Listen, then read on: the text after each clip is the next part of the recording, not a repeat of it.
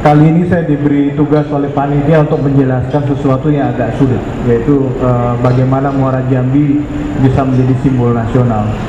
Kata nasional itu hubungannya erat dengan politik, jadi saya akan memberikan pengantar sedikit tentang politik, kemudian saya akan berbicara tentang sejarah Muara Jambi, kenapa kok dia menjadi penting.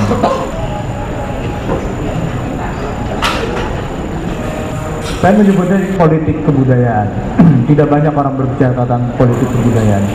Politik itu selalu dimaknai secara umum itu sebagai kekuasaan untuk mengatur dan mengelola, mempengaruhi kehidupan. Kalau kita berbicara tentang politik negara, maka yang kita bicarakan adalah kebijakan-kebijakan politik yang sifatnya adalah mengatur. Tetapi politik itu tidak seperti yang kita gambarkan selama ini. Politik itu juga mencakup masalah kebudayaan. Kenapa kok kita selalu ribut kalau Malaysia itu mengklaim kesenian ini sebagai milik Malaysia, kesenian itu juga sebagai milik Malaysia? Karena Malaysia punya politik yang jelas. Bagi mereka Melayu itu adalah keseluruhan Nusantara. Dan Malaysia ingin memposisikan dirinya sebagai pusat budaya Melayu. Nah, dari situ maka sah-sah saja mereka memasukkan kebudayaan Jawa, kebudayaan Sumatera Barat, Bali menjadi bagian dari kebudayaan Melayu tadi itu. Dan itu artinya sama dengan Malaysia. Jadi untuk Malaysia, Melayu is politik. Sementara untuk Indonesia, kita tidak punya politik seperti itu. Nusantara adalah gambaran tentang Indonesia dan keindonesiaan, tetapi bukan politik. Jadi kita tidak punya politik kebudayaan, punya tetapi tidak jelas. Dan di dalam kajian kebudayaan, politik diartikan sebagai pemikiran filosofis tentang kondisi yang hendak diciptakan. Nah, apa yang mau kita ciptakan di Indonesia? Kalau kita ingin berbicara tentang Muara Jambi, apa yang mau kita angkat dari Muara Jambi? Kenapa dia harus menjadi sebuah ikon nasional? Kata nasional adalah kebanggaan politik, jangan lupa itu. Nah, untuk sampai ke situ saya akan berbicara sedikit tentang Muara Jambi supaya kita dapat gambaran yang sama. Kenapa kok kemudian Muara Jambi itu kita bisa angkat menjadi sebuah ikon nasional, menjadi lambang politik dari bangsa. Lanjut.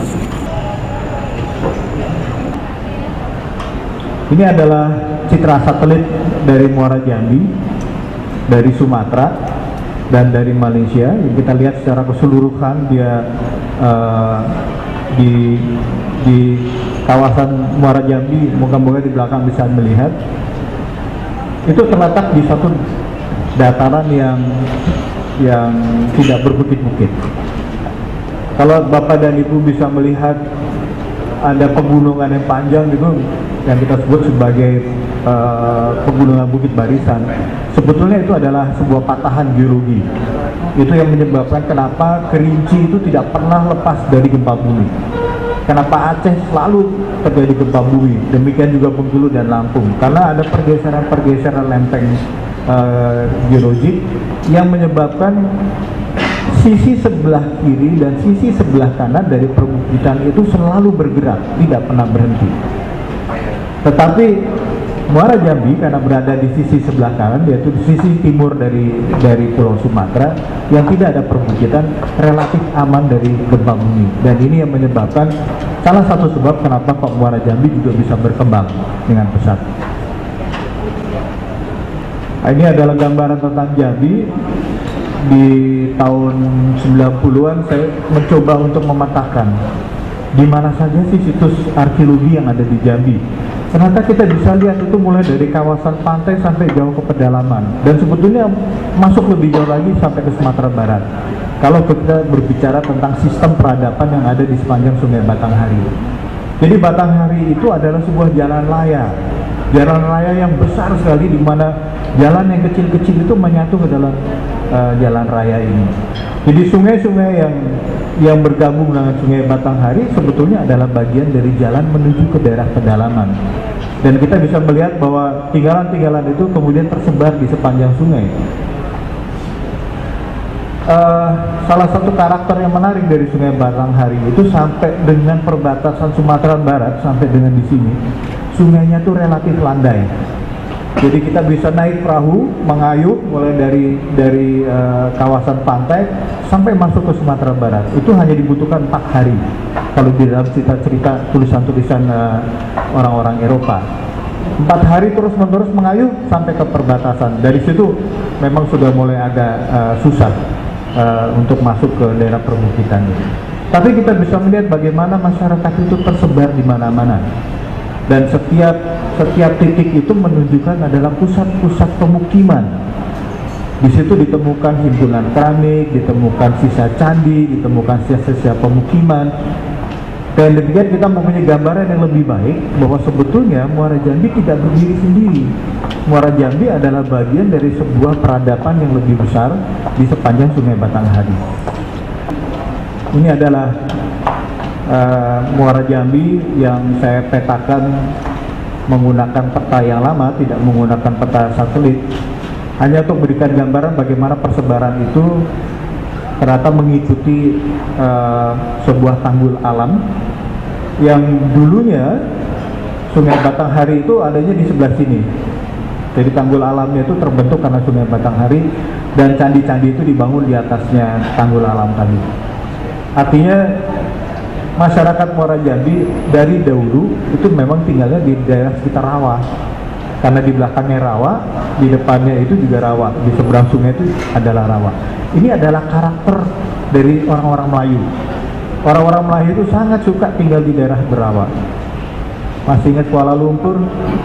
Kuala Lumpur itu ya memang kualanya lumpur, itu adalah tempat orang-orang Melayu tinggal. Kita masih bisa lihat itu di kawasan sebelah timur dari Jambi gitu ya. Kemudian kita juga bisa lihat bahwa yang besar-besar, yang kotaknya merah besar-besar itu adalah candi-candi yang relatif lebih tua umurnya dibandingkan yang kecil-kecil. Yang utama adalah Candi Kedaton yang baru sebagian dipugar, kemudian di sini ada tinggi dan ada gumpung. Itu adalah yang tua-tua. Jadi dari jenis bataknya, dari jenis isinya kita bisa tahu itu dibangun kira-kira abad ke-7 sampai ke-8. Ini foto satelit Ikonos, kita bisa lihat bahwa ada banyak sekali sungai-sungai kecil yang menuju ke Muara Jambi sebetulnya. Ada juga kanal-kanal yang dibuat mengelilingi situs tadi, kawasan tadi. Itu menunjukkan bahwa dulu ada intervensi manusia untuk mengatur alam di mana mereka tinggal. Dan sungai-sungai itu atau kanal-kanal itu digunakan sebagai jalur komunikasi menuju daerah yang jauh. Nah, menariknya menggunakan sungai-sungai ini kita bisa memotong sampai ke kota Jambi. Ini foto yang diperbesar untuk Gumpung Tinggi, Kembar Batu, dan Kolam Telago Rajo. Kita bisa lihat di sini ada sungai lama yang disebut sebagai Sungai Melayu. Ini yang digunakan untuk mengidentifikasi bahwa dulu ada sebuah tempat yang namanya Melayu. Dan itulah yang kemudian digunakan sebagai dasar untuk mengkaitkan daerah ini dengan Kerajaan Melayu. Kerajaan Melayu ini tahun 640 sekian itu sudah mengirim seorang duta ke Cina untuk membuka perdagangan. 40 tahun lebih awal sebelum Kerajaan Sriwijaya itu berdiri. Kerajaan Sriwijaya berdiri itu tahun 68 sekian, nanti bisa tanya Pak Bambang Budi Utomo, itu ahlinya Sriwijaya itu.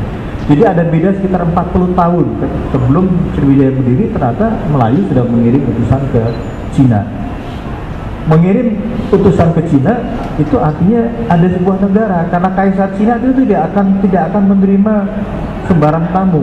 Yang diterima itu pasti adalah wakil dari negara, karena hubungan dagang itu sangat dipentingkan di dalam kaitan dengan Cina. Tetapi kemudian kita juga melihat bahwa hubungan itu bukan hanya hubungan ekonomi, tetapi juga hubungan keagamaan. Karena pada waktu itu pun Cina sedang berkembang Buddhism. Dan banyak sekali simbol-simbol Buddhis yang kemudian itu dibagi, di-share gitu antara Sumatera, Cina, India, Thailand, Kamboja, dan sebagainya. Ini adalah bagian dari sebuah proses panjang ketika Buddhism itu mulai berkembang di Indonesia.